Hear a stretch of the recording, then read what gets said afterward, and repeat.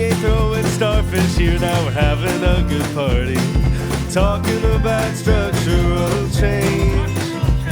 We believe the land is sacred, even beneath that vacant parking lot, where the weeds are doing their best to express the need for something different. Gonna make some space for you and me to live here all together. Gonna make it safe and fun for kids to get around the town. Gonna find me a residential pedestrian district where I can gracefully grow older. Gonna spend my remaining years sharing Boulder. Hello, Boulder and the wider world. This is the Sharing Boulder podcast. My name is Philip Ogren, and for episode 55, I interviewed Audrey DeBarros, who is the Executive Director of Commuting Solutions, a regional transportation management organization that serves the Northwest metro area, including Boulder. She is also running for elected office as an RTD Board member for District O, which covers much of Boulder County.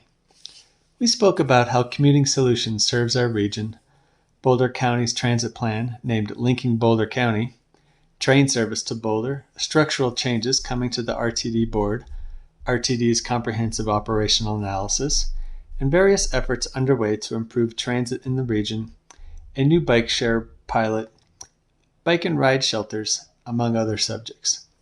I appreciate Audrey's deep experience working with local governments and RTD to help improve transit in our region, and I learned a lot about many transit improvements that are coming soon to our region, including announcements of getting train service between Denver and Boulder starting in 2029. I have two quick announcements.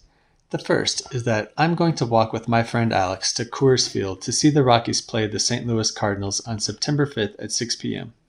Please reach out to me if you would like to join us. We will leave 10 hours before the first pitch. The second is that I have launched another podcast called the Better Boulder Hearts and Minds Podcast. This will be a podcast focused on Better Boulder board members, candidates we have endorsed, and friends of our organization. The first two episodes are already out, featuring Scott Rodwin of Rodwin Architecture and Sue Prant of Community Cycles, and there are several more episodes in the works. You can find it wherever you get your podcasts. Okay, back to the show. I hope you enjoyed this conversation with Audrey DeBarros. Since we discussed the Linking Boulder County Plan document at length, Audrey wanted people to know that due to RTD's recent exploration of service modifications beginning in 2027, the Linking Boulder County Transit Plan is on hold for a few months. This will enable the planning effort to align with the baseline assumptions. Audrey, welcome to Sharing Boulder. Thank you so much for making time to do an interview today. Thank you for the opportunity. I'm really excited to be here. Yeah, great. Well, do you mind just giving a quick introduction?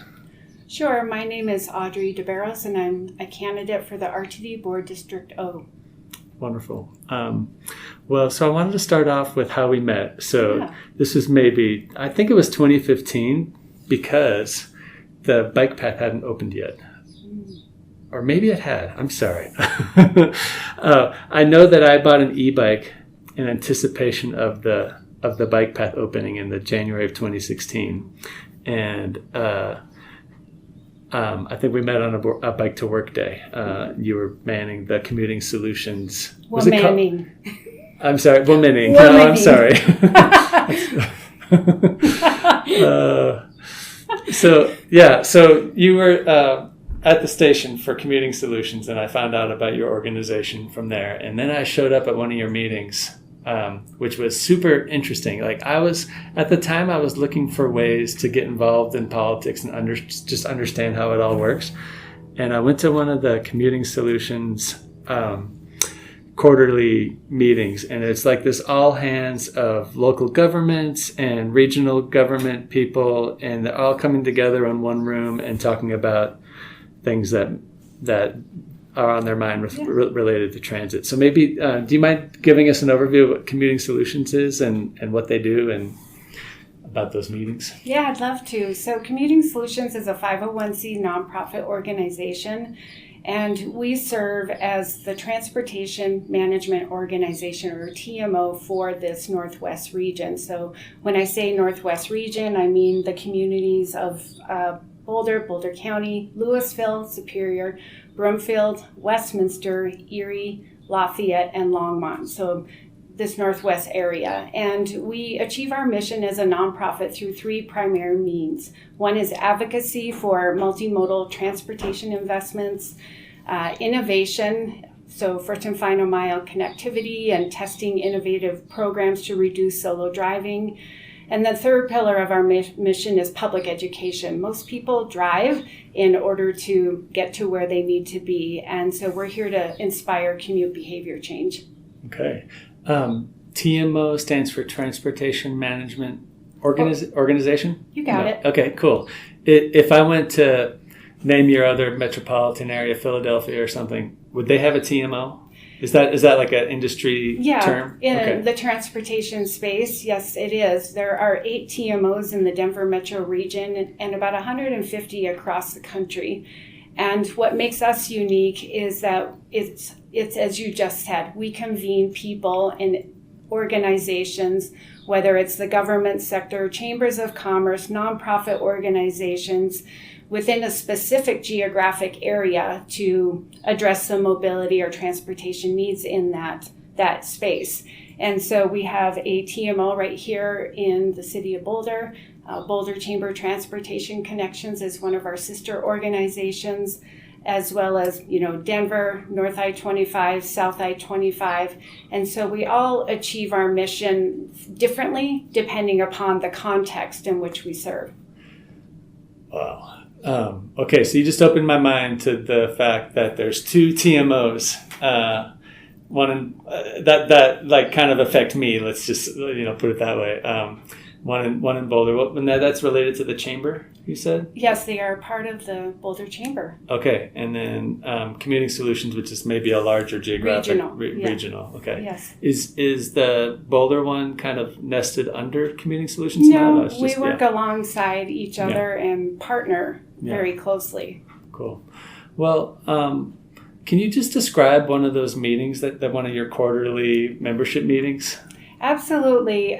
We typically structure the agenda to be more focused largely on public policy and funding, recognizing that's sort of the big elephant in the room. How are we changing state policy, federal policy, local, regional to support multimodal systems, and bringing stakeholders together so that we are continuing to make progress for our region.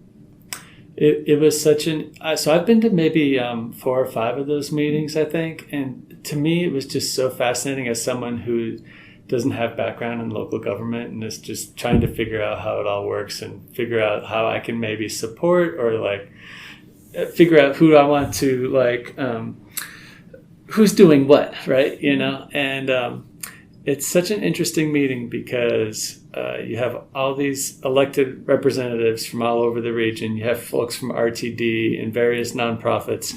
I think I saw B-Cycle was on the agenda for the next one this month. And just like there's this activity of herding cats who they all have different priorities and different demographics. And, just thinking about your average commuter who lives in Erie and your average commuter who lives in downtown Boulder, there's just competing and differing interests in terms of who cares about what. And I just found those meetings to be super fascinating. So I just want to put a plug in to go to the membership meetings if they're open to the public. And there's not much public there per se. It's mostly city leaders and regional leaders who are elected representatives or running nonprofits. But as just a kind of person in the public, it's super fascinating and totally worth going to. We're fortunate to live in a part of the Denver metro area where our local governments care deeply about multimodal transportation. Transportation affects so much in terms of climate, mobility, economic vitality, and just overall well-being and access to life. Yeah. And so, recognizing the status of, people commuting and traveling farther based upon where they can afford to live, transportation becomes an even more important part of jurisdictions' priorities. And so we're fortunate in this part of the metro area where our local governments work extremely well and have a shared vision for how we want to improve mobility at a regional level. And that has been made us a powerhouse for how we get big things done in this area in partnership with our congressional members, state elected officials, CDOT, RTD, the Denver Regional Council of Governments. It takes a lot of collaboration and partnerships to get big dreams to come to fruition. Well, that's an amazing skill that you have to get all those people into one room and have these productive conversations, because that's what they seem like to me, is like very productive people finding out things they didn't know, comparing notes, looking for points of agreement, and so I don't know, just very fascinating for me to go to this. Thank you. I think it's just important for your listening audience to know that our local governments work, very hard to address these mobility issues. And if money were not an issue, we would have achieved so many of our goals already. But it takes this tenaciousness and persistence to make big projects like this happen. Okay, projects like this. What is this? What Well- are we working on? Well, you mentioned the US 36 Bikeway. Sure. I mean, that was yeah. a huge That was- no accomplishment kidding. for our region, which, was a part of a much larger CDOT project. And it initiated bus rapid transit as a part of that, the Flatiron Flyer service, and, made the US 36 express lanes free for Well, I just remembered, wasn't the name of Commuting Solutions something? What was it before the current name? the original name was US 36 TMO. That's right. So, Yeah. just, So that was like kind of the first big push of your organization. US 36 was sort of the historical focal point, recognizing how outdated it was, how unsafe it was, and the huge travel demand coming into the city of Boulder in particular. I just can't say enough gratitude about how much better US 36 is than when I first came into town in 2002, and I would pick up the bus at Westminster, park and ride, and take it into downtown Boulder. And the park and rides along the way were just disasters. Especially the Broomfield, you had to make multiple left-hand turns into that ridiculous parking lot up on the hill, and it would take, without any kind of hiccup, it was a full 7 minutes when you got off there at that exit ramp, go through the parking lot, drop people off, get back on. And it's nothing like 7 minutes anymore. It's like 30 seconds. It's amazing. Yeah, and that was all paid for by Fast Tracks. People might oftentimes forget about that because it's been a minute. Oh, yeah. But that infrastructure didn't exist before Fast Tracks. Okay, I didn't know that because usually when people in Boulder talk about Fast Tracks, it's in the context of feeling ripped off by not having a train yet. Right. And part of me just feels like, man, our buses work so good on that corridor. They are very efficient, but it doesn't meet the entire travel demand for our region. Yeah. So you're running for RTD Board District O. Tell us about how the campaign is going, or anything else you want to say about that. I'm just super excited to continue to serve my community in a new way. I have deep relationships in this community, and I really am excited at the prospect of just serving at a different level, in a different place, and in a new way. And the campaign's going great. I'm going to be submitting my petition signatures here shortly, and Nice. we'll be off and running, hopefully. Okay, so you sent me a document, and I'm forgetting the name of it. It's a visionary Boulder County transit something. Can you remind me what it's called? Absolutely. So it's the planning study is called Linking Boulder County, and what's really special about this planning work and the state of the system report that I sent to you is that this is the county's first transit plan. So they are creating a vision for how to accommodate or address the mobility needs for all between now and the year 2050. So over the next 15 years. Yeah, it has this feel of, this is the first time I've seen it. I've spent some time with it this morning. And I guess it's the first time for a lot of people because it's the first edition of this transit linking. Remind me the name. Linking Boulder County. Linking Boulder County. Thank you.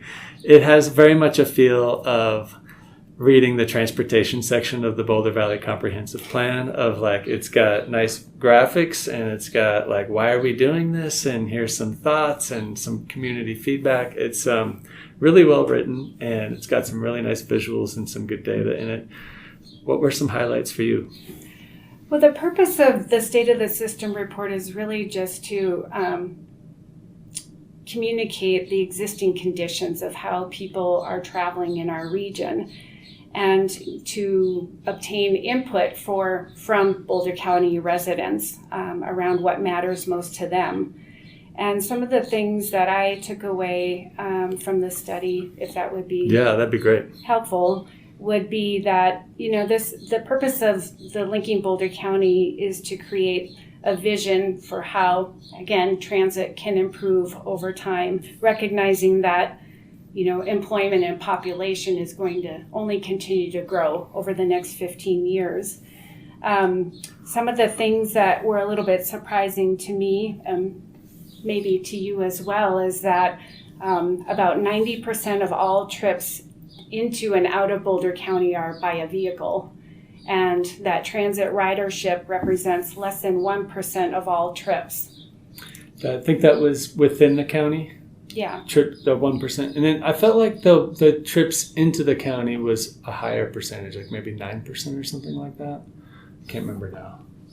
But it was that kind of felt like a sucker punch when I saw the graphic that showed the I thought it was within county trips of the it's not a histogram and it's not a pie chart either, but it's the same data as a pie chart, showing like 55% or more is cars. And then there's all the other modes. And within that, the bus ridership is like less than 1%, 0.9%. Exactly. And so that doesn't feel good. Well, it just tells you we have a lot of room to grow. Yeah. Which is why it's important to have a roadmap for how we want to see that change over time, recognizing that we need a robust transit system in Boulder County to meet our climate goals, our mobility goals, our access goals, our economic vitality goals. So this information is really important. A couple other items that I took from the report is that annual ridership within Boulder County is about 7.6 million trips, and that's roughly around 10% of RTD's overall ridership comes from Boulder County. And then a couple other things that stuck out to me just from an access perspective for all is that there are over 1,100 bus stops, RTD bus stops within Boulder County, but only half of them meet the ADA standards. And so when I think about the people who might be in a wheelchair or have a walker and they don't have a way to safely access the bus stop, that could prevent them from using it at all. Yeah. So I think the study just opens up our eyes to not only the need for increasing commuter service so that more people can travel for work purposes like you do, but also for other travelers, and again, how to make sure that all people, regardless of their age or ability, have access to transit safely. I also noticed that not even all the bus stops have signs, which had made me scratch my head. I don't remember ever waiting at a bus stop that didn't have a bus stop sign, but there must be areas of the RTD network that have fewer signs for some reason. Do you know anything about that? Not that level of detail. That's kind of a weird anomaly in the system, I thought. Yeah. Bus stops you would think it would be a commitment of RTD to make sure that infrastructure is in place, but it's actually a shared responsibility with local governments. Okay. And so most recently, earlier this year, RTD staff work with counties throughout the Denver region to basically assess all of the bus stops within the Denver metro area, which is a colossal effort. Totally. And they have this database and inventory of sort of the condition. And then that opens up the opportunity to start having conversations about how do we improve access for all. Yeah,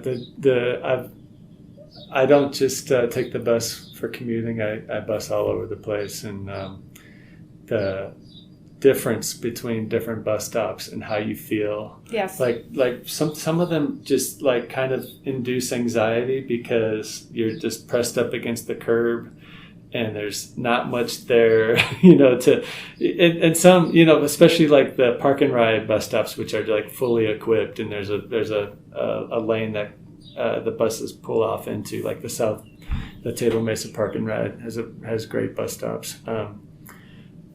It's just easy to be there and relax and know that if the bus comes, you'll see it and they'll see you, as opposed to other stops where you feel like you have to wave your phone with the flashlight on to make sure they know you're there. Yeah, comfort and safety are critically important, to your point around just how you feel being present at a stop. Like you feel like whether you feel like it's a legitimate place for you to be or not is critically important to whether or not you'll use transit at all. Yeah, that's right. Well, I'm kind of curious about your candidacy for RTD board. Like, what you obviously have some great leadership skills in bringing people together. What are kind of like some of your big areas of focus of things you'd like to see RTD improve on?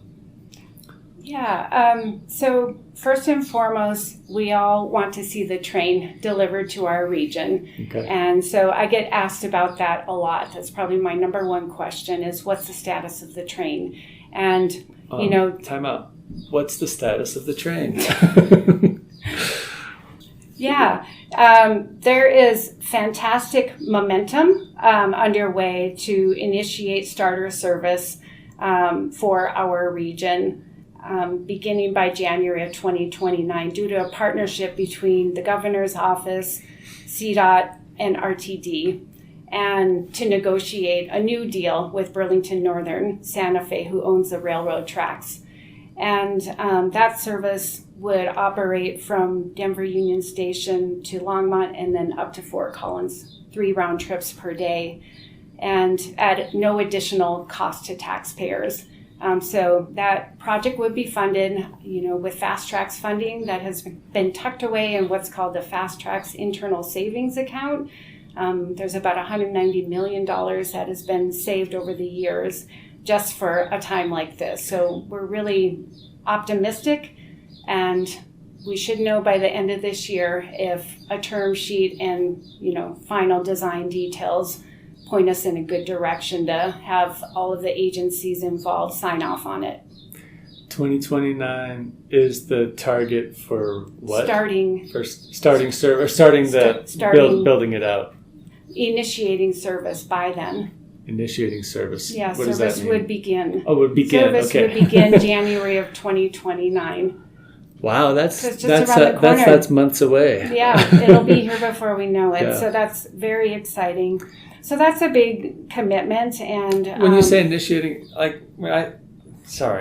this kind of blows my mind. You think we're going to have people taking a train from Denver to Fort Collins through Boulder by 2029? Yeah.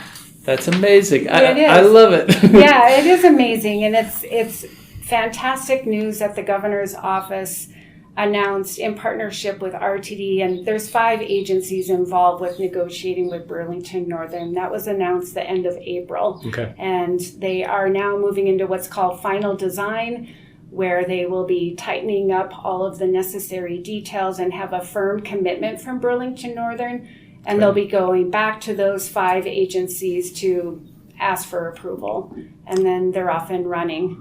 Wow, that's really something. So what, I guess the RTD Board will be heavily involved Yes, every step of the way. Yes, there is, $156 million commitment that the RTD Board will be asked to make for the initial capital construction, and then $10 to $12 million annually for operations. I'm really surprised that there's a savings account sitting around with $190 million in it. Is that a some sort of accounting trickery, or there's really it's really sitting there somewhere? We can thank the good work of a prior RTD Board District O representative, Chuck Sisk. He's the former mayor of Louisville who was serving on the board. This will take you back in history a little bit, but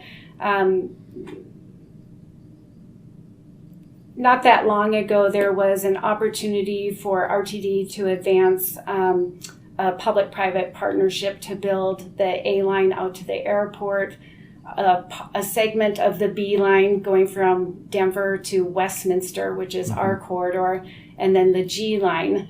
And as part of that commitment, recognizing that our corridor wouldn't be completed in full, Chuck Sisk at the time requested that this Fast Track's internal savings account be created so that money could be tucked away over time to commit and complete our corridor. As part of that, it's important for your audience to know that Chuck Sisk also took care of securing $15 million for the city of Longmont's end-of-line station. And that is now being used for a master planning effort that they're underway with Front Range Community College to envision their bus station, their rail station, and a new campus for Front Range Community College. Is the line's going to go by that campus in the southwest corner of Longmont? Yeah. Oh, that's great. It was a transformative. Because that's a huge demographic to service. Yeah. So he was very visionary in making sure that this fund was created. And it's not just for Northwest Rail. There's 4 Fast Tracks corridors that haven't been completed. So ours is just one of them. So there's multiple internal savings accounts? Just one. Okay. Yeah, just one right. FISA account. Okay. Thank you for your service, Chuck. Appreciate absolutely. You. I always marvel at, I wake up every day and there's food in the fridge and there's heat in the house, and like the fact that there's so many people doing good work to make my life possible and your life possible, and the kind of community service that this public official has done is unrecognized by lots of people. Well, that's why I bring it up, it's making rail possible. Yeah. Had this account not been set up, we would not be having this conversation. Interesting, and that train probably would just go straight up I-25. Who knows? Or maybe it wouldn't. Or not at all. Who knows? Yeah. Cool. Okay, so a big role of the board in the coming term is going to be seeing. So going back to where we started on, in terms of what I think our priorities coming up are completing rail, getting rail started for our region. Increasing transit ridership is critically important where RTD can. Good governance and board culture is super important to me. Partnerships with our local governments, CDOT, state legislature, etc., and fiscal sustainability.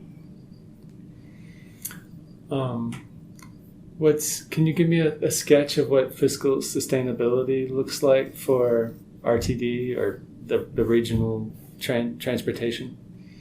Yeah, there's a lot going on with the RTD budget right now. I'm sure you've read about it. I mean, there's coverage just from this past week where, there are 2 board committees, the finance committee and then an operations committee. And, the board is projecting in 2027, there will be a $215 million budget gap between the revenue that they are anticipating and the cost to operate the system.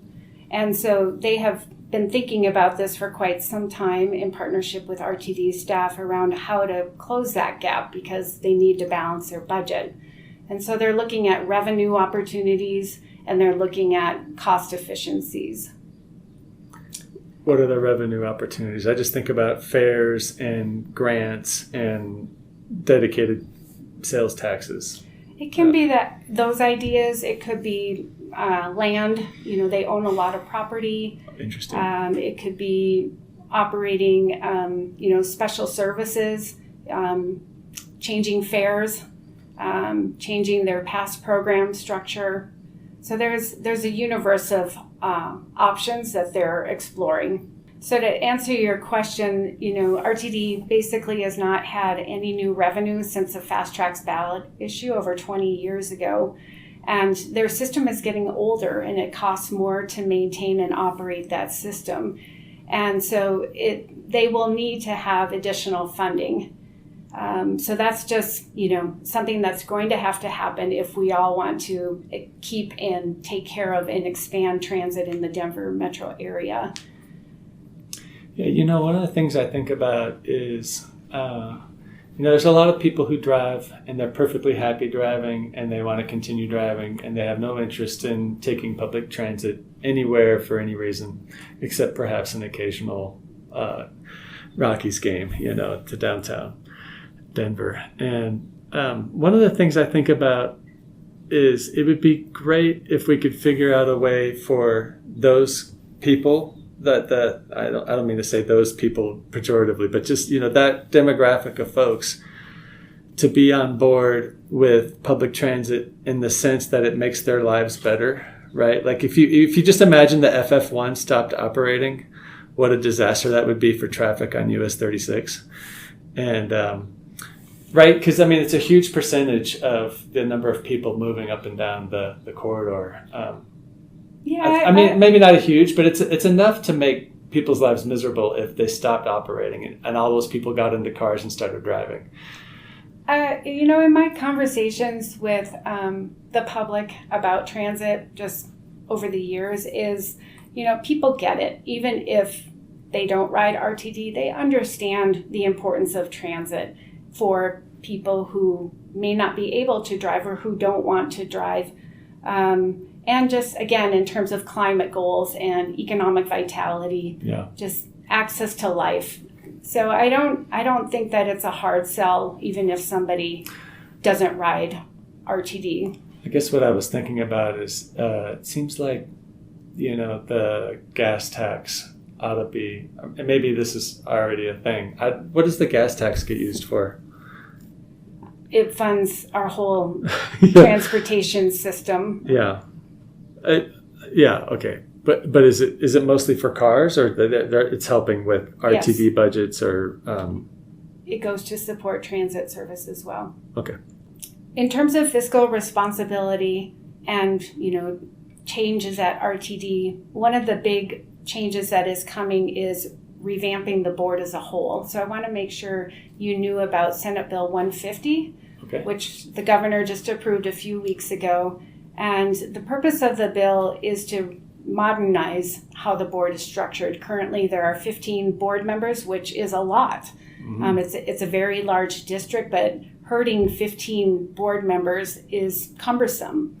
And so the bill is going to change the RTD board effective January of 2029. And so this next term will actually only be 2 years instead of 4 years in preparation for all that goes into redistricting. So the board will go from 15 board members to 9, and it'll be a hybrid board where 5 are elected and 4 are appointed by the governor. Okay. It also puts into place requirements for the 4 appointed. So the legislature wants to grow the professionalism of the RTD board members, where they want candidates who have transportation planning, who have financial background, who serve the disability community.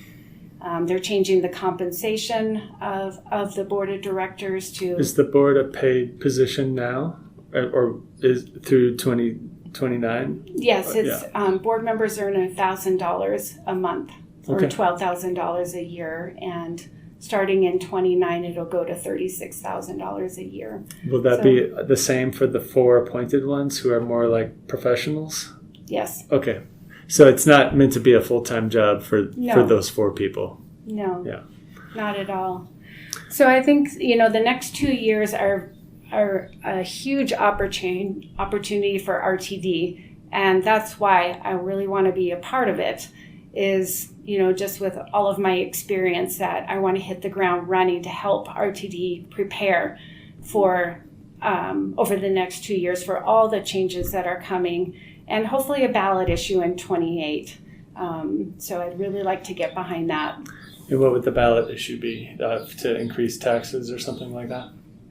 Yeah, most likely. So right now, RTD, another catalytic opportunity that's underway right now is RTD's comprehensive operational analysis. That's a technical term in the transit industry, where they are starting a process over the next year and a half to create a transit vision for the Denver metro area, and then a 5-year implementation plan.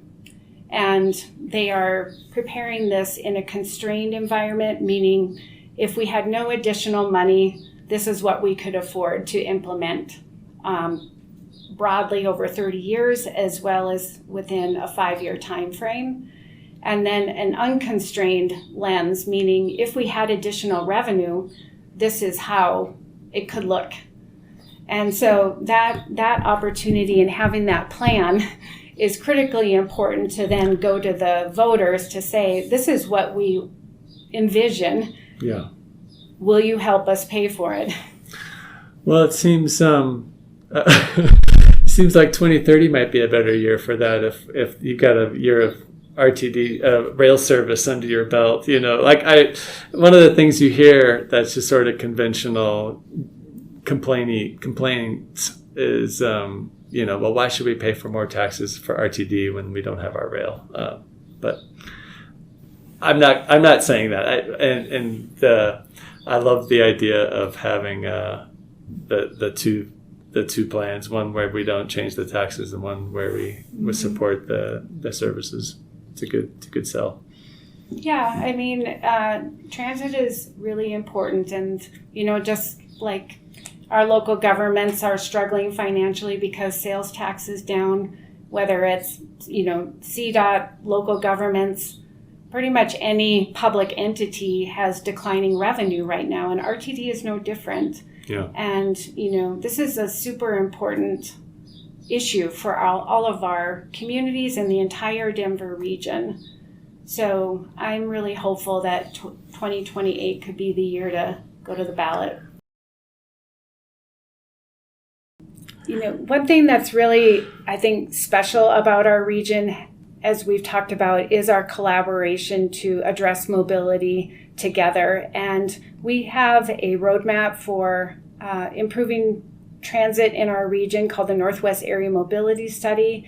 And, we take the progress that we made on US 36 to implement a US 36 express lanes, bus rapid transit, a corridor white bikeway, which created a blueprint that we are now applying and implementing in other corridors that have the propensity for transit ridership, high transit ridership. So the first one after US 36 that we've prioritized is Colorado 119. You've seen a lot of great construction and project under there. That's a partnership. It's fun watching the bike lane go Isn't in. it? Yeah, It's so I'm excited. Cool. That huge overpass over 63rd. I haven't seen that one yet. Yeah, you'll have to check it out. I'm actually going there this evening, so I'll nice. see it. Yeah. But that project is in partnership between RTD, CDOT, City of Boulder, Boulder County, and City of Longmont to implement bus rapid transit. So we've named it the Diagonal Flyer. So we have the Flatiron Flyer, the Diagonal Flyer. And it'll also build the bikeway called the Diagonal Bikeway, we've named it. Okay. Which will provide very safe, direct access, utilizing that wide median in the middle of the roadway. It's just going to be an amazing way for people to travel by bike safely. It can't come soon enough. Yeah, exactly. Along with a lot of other safety and technology improvements. So that corridor will be fully completed by January of 2028. And then what's next for our region is Colorado 7. Okay. So that's Arapahoe. Arapahoe all the way town. out to Brighton. So a very long east-west corridor connection, significant travel demand along that corridor, and significant growth that's coming in employment and population. So our region is trying to get ahead of the curve. And what's happening now are environmental design and engineering efforts that are underway, intersection improvements that are happening. And later this year or early next year, our region will be starting what we're calling Transit Starter Service. And so this is a pilot program that is funded by a grant that the local governments received from along that corridor to initiate transit. So keeping the jump route that serves that corridor and adding this new service. So it'll be called something else. Yeah, it's going to be, you got it. It's going to be called the B2B, or the Brighton to Boulder Flyer. So keeping that naming convention going. I love it. Yeah. So that's really exciting. People living in Brighton, commuting to Boulder, have some bleak choices on their daily commutes. Going down to US 36 or slogging through on Arapahoe. So this would be very welcome new options for them.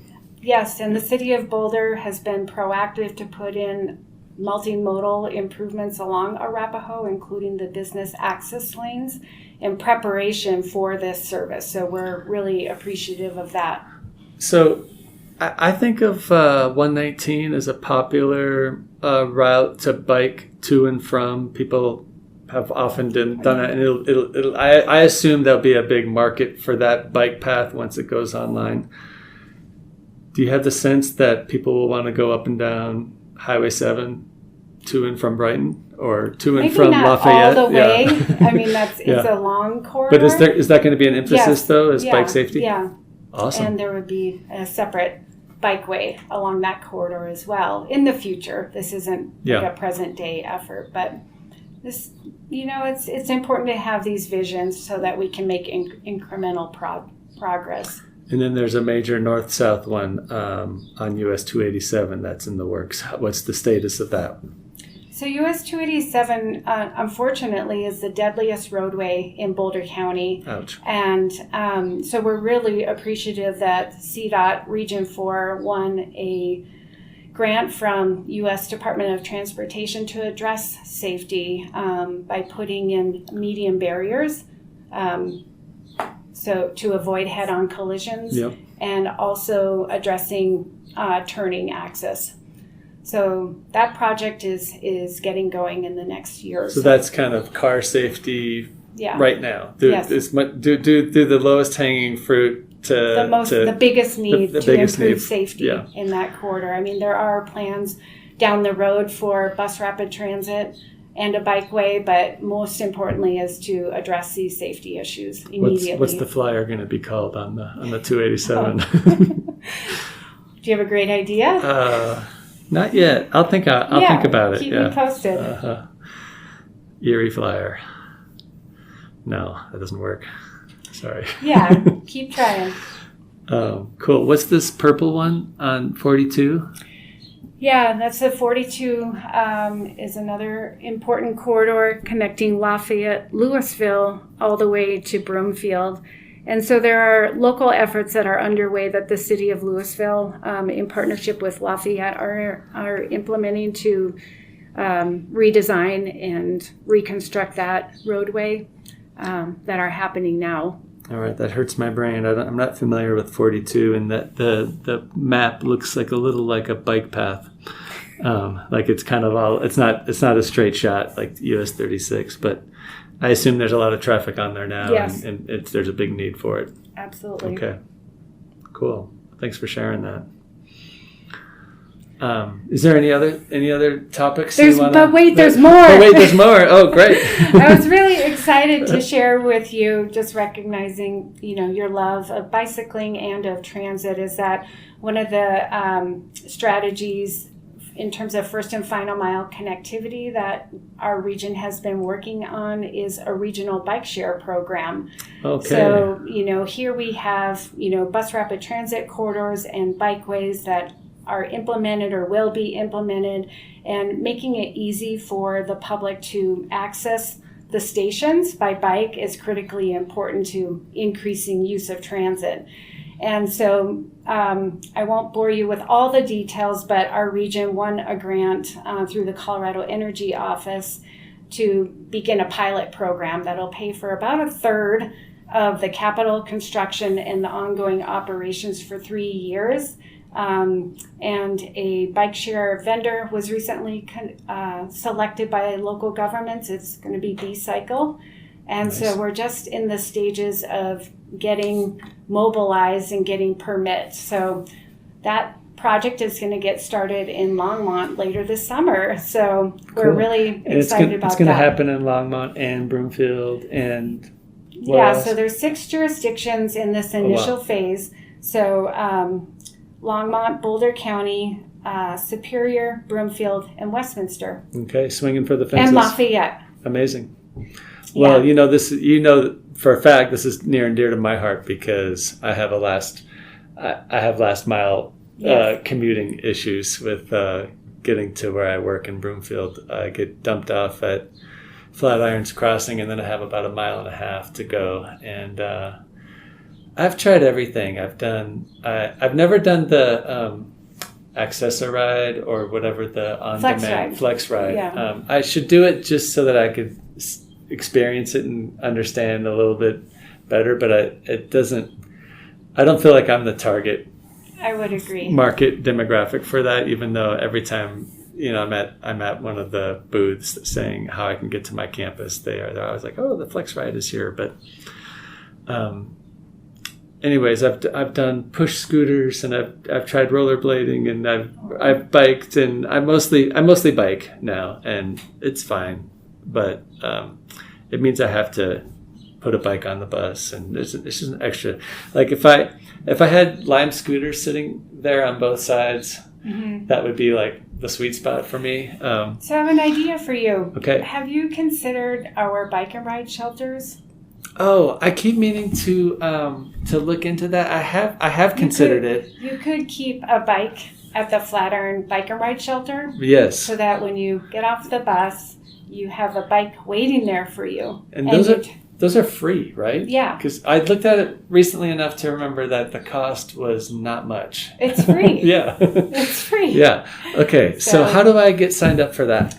You can come to Commuting Solutions. We administer the shelters. Oh, really? Yeah. Okay. So we process applications to give people that apply an RFID card so they have access to the shelter. Yeah. It's a very safe way to store your bike. Oh, I love that idea. Yeah. So it could save Okay. you putting your bike on the bus. That's right. And because what's kind of interesting about this last mile thing is in the summer, so many more people ride their bikes to the buses that it gets less and less convenient to do it that way. And in the winter, it's fine. There's nobody's biking. But so then in the summer, I tend to e-bike the whole way in. Oh, good. But it's just a little long for me. Is it? And so, yeah, I would love to have this other solution. Yeah, I should look into something to that. I love look it. into. Cool. Do you have any parting shots?